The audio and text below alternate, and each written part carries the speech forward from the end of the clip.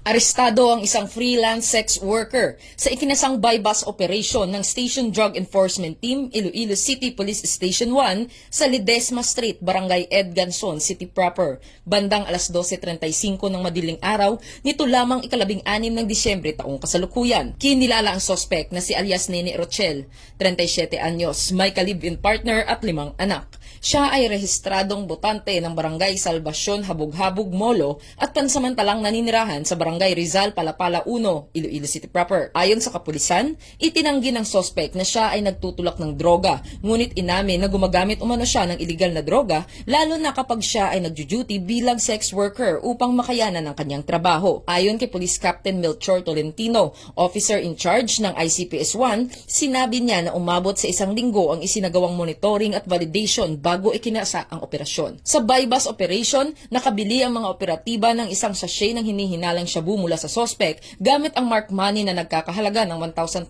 pesos.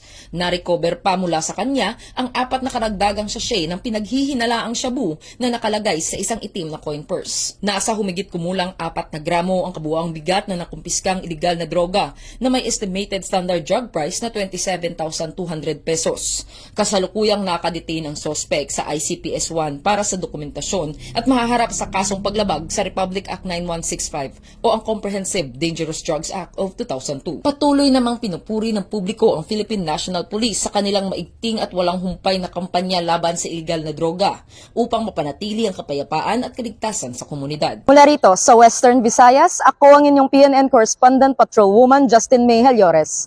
Alagad ng batas, tagataguyod ng Balitang Pulis.